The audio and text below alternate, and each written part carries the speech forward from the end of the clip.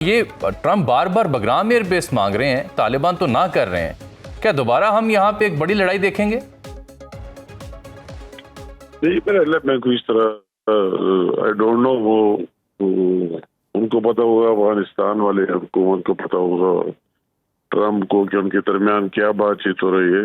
میرے علم میں اس طرح کوئی چیز ہے نہیں جو میں اگر اس پر بات کروں تو مناسب نہیں ہوگا. ٹھیک. اور صرف آپ نے بات لڑائی کی تو میں کہتا ہوں لڑائی ان کے اگر سپنے دیکھا کہ اس سے کچھ اتنا ماضی میں بھی حاصل نہیں ہوا اور پھر بھی حاصل نہیں ہوا. جو طالبان ہے وہ رد عمل میں کہہ رہے ہیں جی کہ آپ نے دوحہ معاہدہ ہم سے کیا تھا جس کے مطابق یہ طے ہوا تھا کہ ہماری سرزمین کی سالمیت کا احترام کیا جائے گا اور ہماری سرزمین کسی ملک کے خلاف استعمال نہیں ہوگی. تو پاکستان کو بھی تو یہی شکایت ہے نا جی افغان حکومت سے کہ آپ کی سرزمین استعمال ہو رہی ہے پاکستان کے خلاف دہشت گردی کے لیے. یہ تو ہم تو ڈے ون سے کہتے ہیں کہ کسی کی سرزمین بھی دوسروں کے خلاف استعمال نہیں ہونا چاہیے، اور خصوصاً افغانستان پاکستان کا ایشو بھی ہے اور ایک برادرانہ تعلقات بھی ہے اور ایک ہی لوگ آر پار پڑھ کے رہتے ہیں.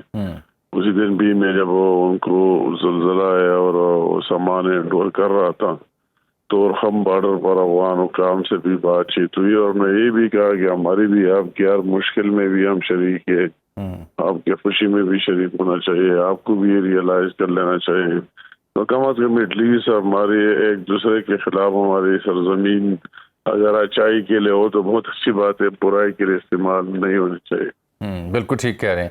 اچھا جی، وزیر اعظم بھی گئے ہوئے ہیں امریکہ، ٹرمپ سے ملاقات کا امکان ہے، پھر سعودی عرب کے ساتھ بھی معاہدہ ہوا، پارلیمان میں بھی اس پہ بات ہونے جا رہی ہے 29 ستمبر سے.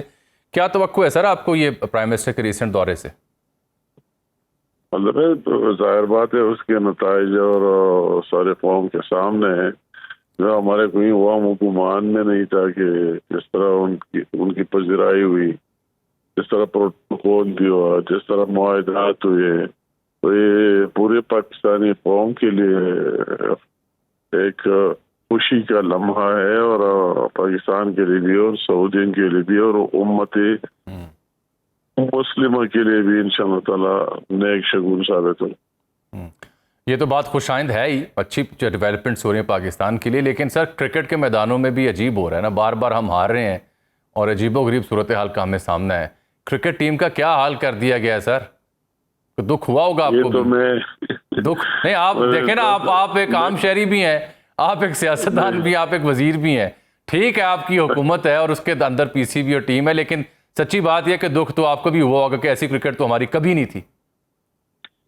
بالکل. میں اسی دن وہی جو آپ کی میڈیا کی ٹیم ہے اور اس کا مقابلہ تصویری ہے اور ابتدائی میچ تھا اور جیو کے درمیان حامد میر صاحب بھی تھے، سارے صحافی، میں نے اس کے افتتاح کر دیا پورے ٹورنامنٹ کا، وہی بھی مجھے سوال کیا گیا. اچھا. تو میں نے کہا کہ ہم دعا کر سکتے ہیں محسن نقوی صاحب کے لیے، وہ تو نگران ٹیم بھی اچھا ثابت ہوا اور منسٹر بھی اچھا انٹیریئر ثابت ہوا. کرکٹ میں کوئی پتہ نہیں ہے کہ کیوں اس کو کامیابیاں نہیں ہوتی.